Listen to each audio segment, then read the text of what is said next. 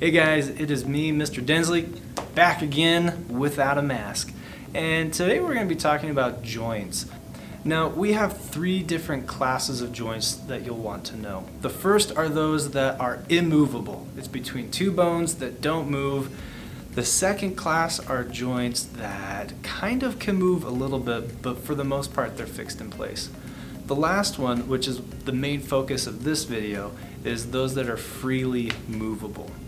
So the ones that are fixed in place, those are called fibrous joints. An example of those are in our skull between bones like the frontal and the temporal bone.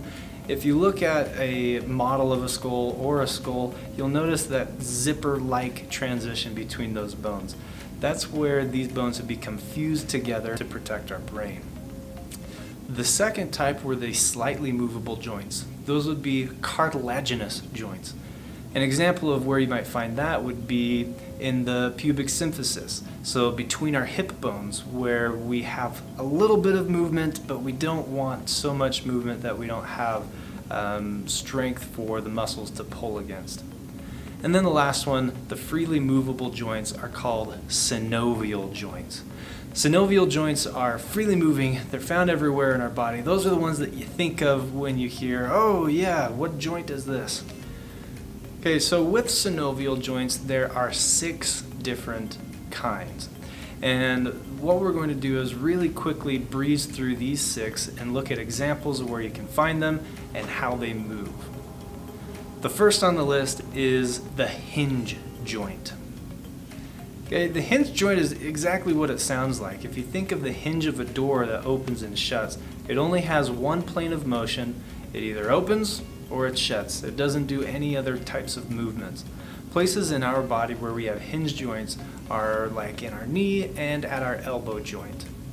We call these kinds of joints with only one degree of motion uniaxial. The second type of joint is the pivot joint. Now, a pivot joint also only has one degree of motion, so we'd call that uniaxial. But where that is found is at the point in the elbow between the radius and the ulna. And what happens is the radius is able to twist and move, which allows us to flip our palm down or up. Third on the list is concave convex joints. Now, concave convex joints are essentially where you have one surface of bone that is convex, or an outward curve, and the other side of the joint is concave, or an inward curve.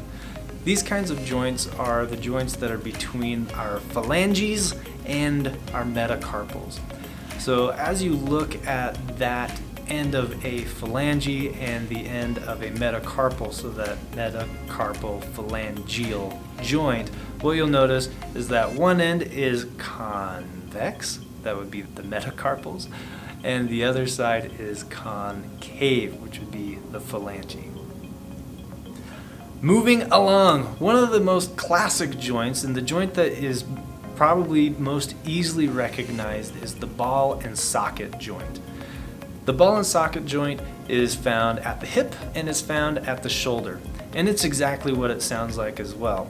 You have the head of, let's say, the humerus or the femur that fits nicely into the socket, and it's allowed to freely move and rotate. And in fact, the ball and socket joint not only has 2 planes of motion, but it has a third. It can go up or down, it can go out to the side, and it can rotate, giving it full range of motion at the shoulder or at the hip. So we call that type of joint triaxial. The remaining 2 types of joints are also triaxial, and they're a little less common. The first one on the list is a saddle joint. A saddle joint is pretty much what it sounds like. You have 2 concave surfaces that kind of look like saddles, and they fit together. And that is able to allow that joint to move in also 3 different planes of motion. The best example, and one of the only types of saddle joints in the body, is the thumb, specifically between the carpals and the metacarpal of the thumb. Alright, the final class of joints are also found in the carpals, and those are the gliding joints.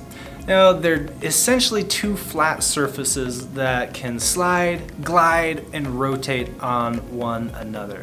And so we would also give that the classification of being triaxial. So gliding joints are found in our carpal bones, which allow our hand to fully articulate and move and grab things. Also, on some articulating surfaces of vertebrae, we have these gliding motions as well. However, most vertebrae would be classified in the cartilaginous or slightly movable joints. Okay, well, that is it. The 6 main movable joints. Watch the video again if there's anything you missed, and as always, see you next time.